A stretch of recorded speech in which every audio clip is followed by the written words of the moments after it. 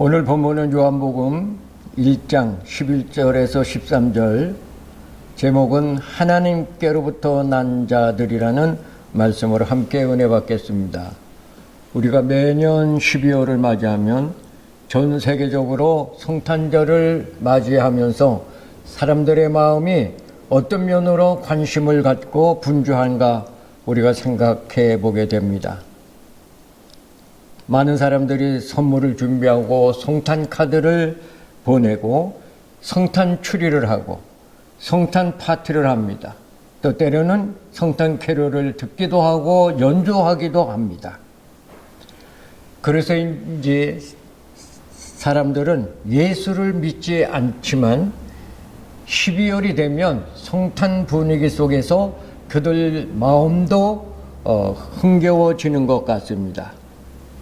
그렇다고 성탄 분위기가 되었다고 해서 예수 안 믿는 사람들이 예수를 믿는 경우는 극히 드문 것 같이 여겨집니다. 과연 우리 그리스도인들은 근본 성탄절을 어떻게 맞이해야 되겠습니까? 성탄의 의미를 다시 한번 잘 발견하고 예수 그리스도의 관계를 더 친밀하게 하고 그리스도인다운 성탄을 보낼 수 있는 준비가 필요하다고 생각합니다. 신약 성경 마태, 마가, 룩과 복음에 보면 그 각 저자들이 공통점으로 기록한 것이 있는데 그것이 바로 예수 그리스도의 인성에 대한 말씀입니다. 그러면서 예수 그리스도의 신성은 점진적으로 그들이 이야기하고 제시하고 있다고 하는 사실입니다. 그런데 오늘 요한복음 저자인 사도 요한은 예수님께서 물론 성육신해서 인성을 가지신 분으로 이 땅에 왔다고 설명하면서도 본래 그분은 하나님의 아들로서의 절대적인 신성을 1장부터 계속해서 설명하고 있다고 하는 사실입니다.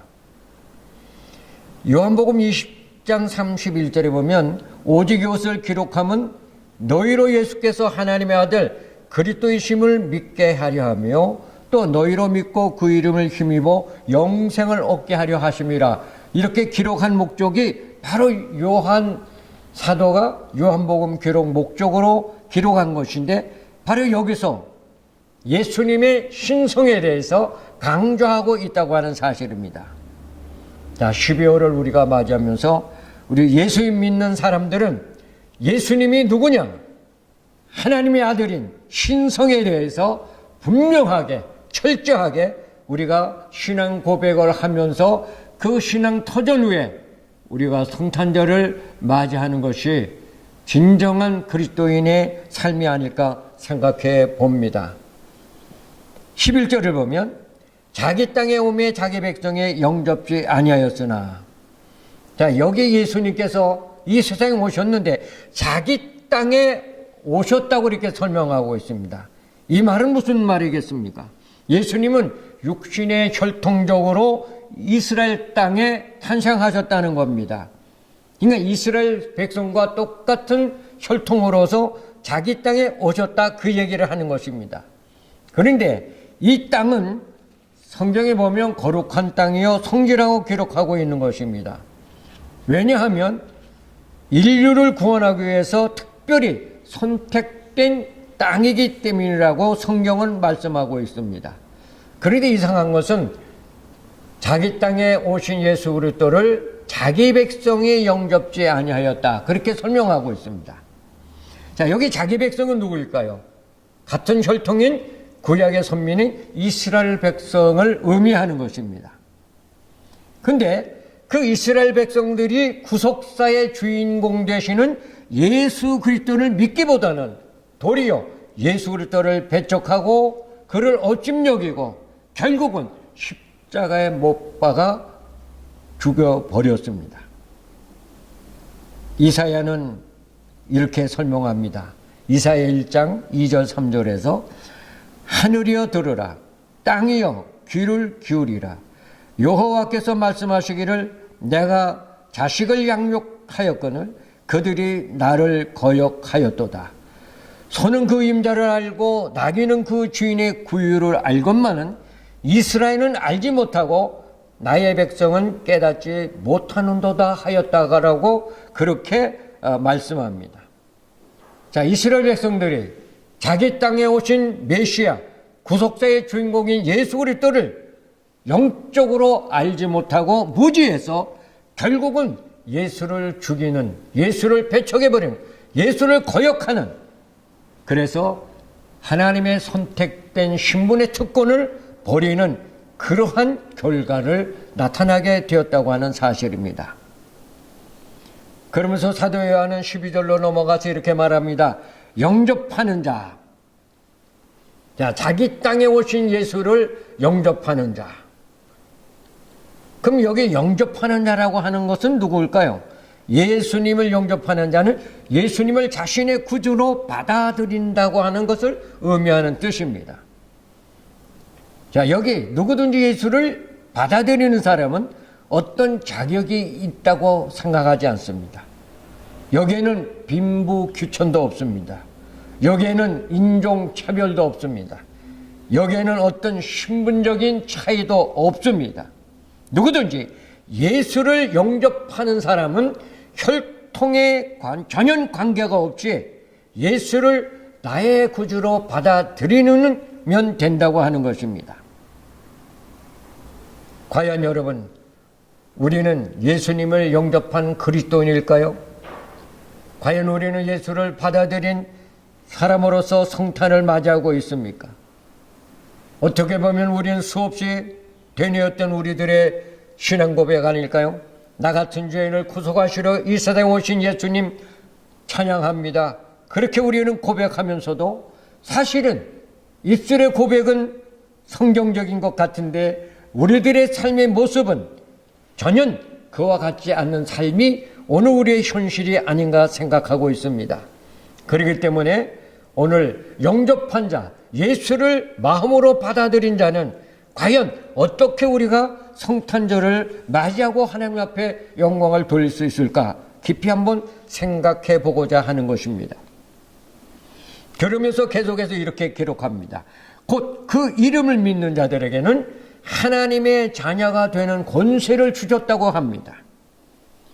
자, 이것은 무슨 내용이니? 예수를 영접하는 방법에 대해서 설명합니다. 자, 영접하는 자. 근데 어떻게 예수를 영접하느냐? 그의 이름을 믿는다고 하는 말씀입니다. 그러면 그 이름은 무엇을 의미하느냐? 예수님 존재를 뜻한다고 말합니다. 그러므로 우리가 예수를 믿는 자, 받아들이는 자, 그 사람에게 하나님의 자녀가 되는 권세를 주셨다고 이렇게 설명합니다. 근데 여기서 우리가 다시 한번 중요하게 생각할 수 있는 것은 그 이름을 믿는 자라고 하는 이 믿는다고 하는 이 말씀에 한 이례적으로 끝나는 게 아니라는 뜻입니다. 헬라의 원문에 보면 이 말은 지속적으로 계속적으로 믿는다고 하는 의미를 가지고 있다고 하는 뜻입니다. 그러니까 예수를 나의 구주로 받아들였으면 계속해서 예수님을 나의 구주로, 주인으로 모시고 계속 살아야 한다는 그런 의미입니다. 그런데 우리는 우리의 삶을 한번 뒤돌아봅니다. 어떻게 우리는 살아왔습니까? 예수님은 나의 구주인 것을 확실히 고백합니다. 그럼에도 불구하고 그 고백과 우리들의 삶에는 여러 가지 이상한 괴리가 없잖아 있다고 하는 사실입니다. 자, 이것을 우리는 금년 12월 성탄절을 맞이하면서 어떻게 이러한 것들을 다 없애버리고 벗어버리고 진정으로 우리는 예수님과 더 가까이 갈 수 있을까 다시 한번 생각해 보려고 하는 것입니다. 사실 어떻게 보면 예수를 받아들임으로 하나님의 자녀가 되는 권세를 받았다고 하는 이 이상의 놀라운 축복은 없습니다. 이러한 축복을 우리 예수 믿는 사람들이 받았음에도 불구하고 이 놀라운 축복이 사실은 어디론지 사라진 것 같아요.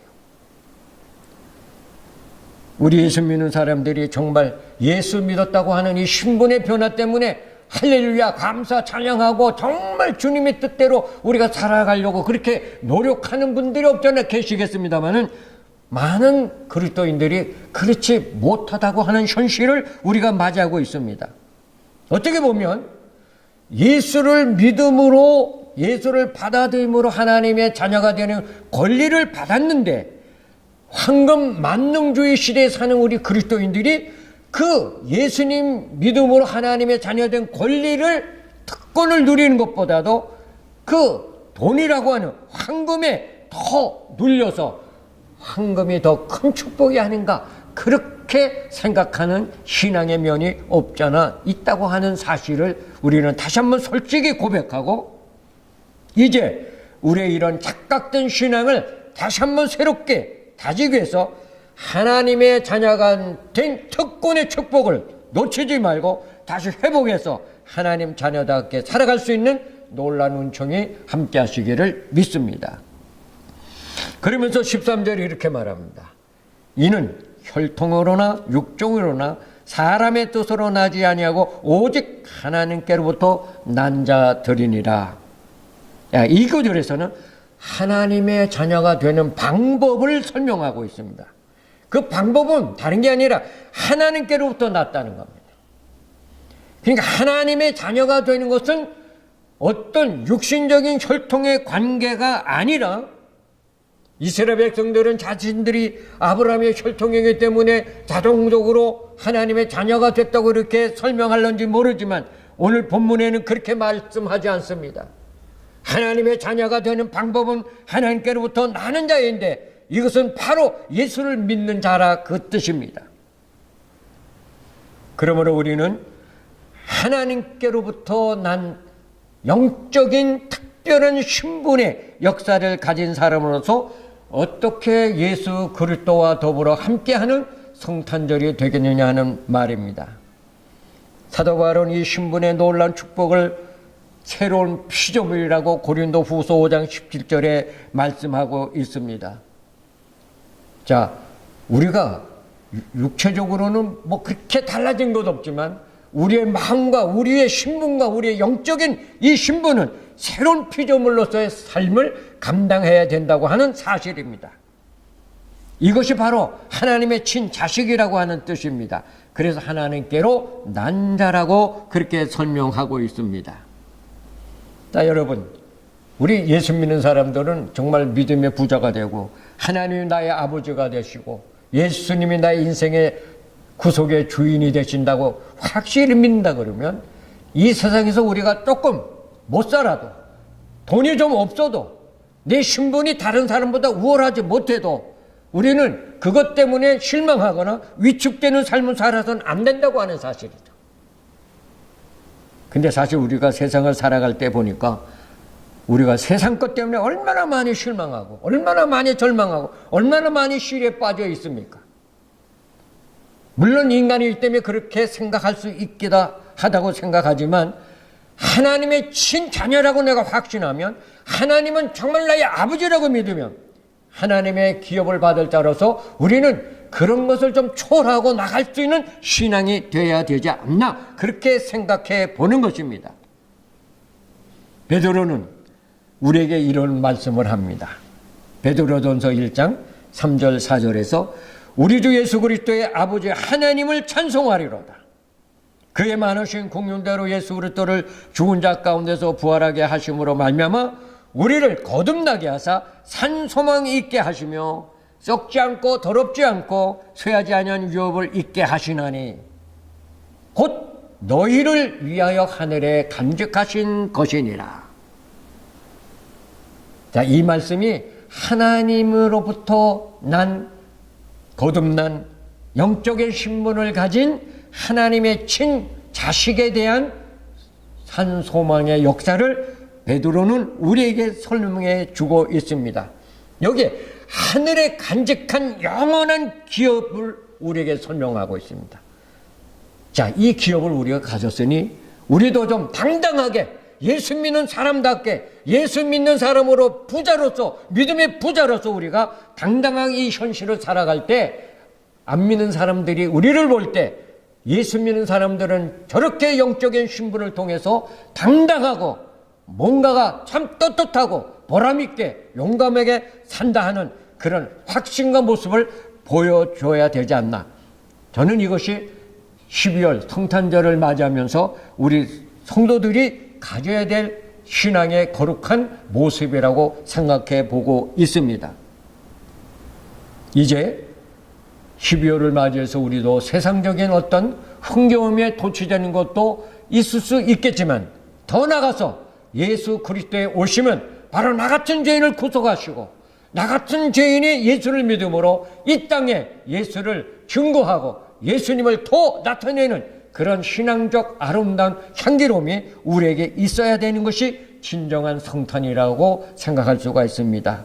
이번 12월에 성탄절은 좀 더 우리가 영적인 분위기 속에서 신앙적인 분위기 속에서 하나님께 영광 돌리는 거룩하고 참된 의미 있는 그런 신앙으로 승리할 수 있는 우리 모두가 되시기를 간절히 믿습니다.